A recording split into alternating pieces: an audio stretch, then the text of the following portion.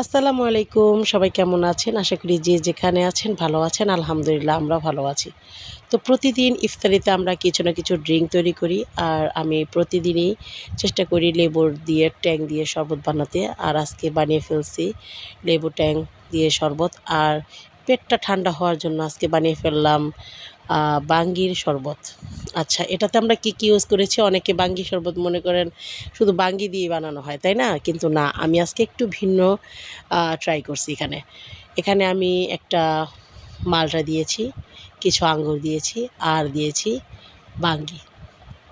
সবগুলো একসাথে ব্লেন্ডারে ব্লেন্ড করে নিয়েছি। আর এখন এটাতে দিয়ে দেবো আমরা আইস কিউব। আইস কিউবটা দিলে কি হবে, শরবতটা অনেকক্ষণ পর্যন্ত ঠান্ডা থাকবে।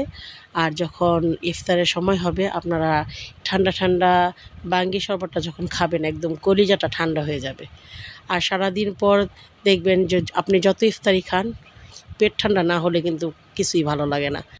তো যদি পেট আর কলিজাটা ঠান্ডা করতে চান তাহলে অবশ্যই এই রেসিপিটা আপনারা বাসায় তৈরি করে ফেলবেন। আপনারা এখানে কিছু বাঙ্গি নেবেন, একটা অরেঞ্জ নেবেন, আর 4-5টা আঙ্গুর দিয়ে একদম ভালো করে ব্লেন্ড করে গ্লাসে নিয়ে তারপর আইস কিউব দিয়ে দিবেন। বিশ্বাস করেন, একদম সত্যি কথা, কলিজাটা ঠান্ডা হয়ে গেছে আলহামদুলিল্লাহ। তো যাই হোক, প্রতিদিন নতুনত্ব আনার চেষ্টা করবেন।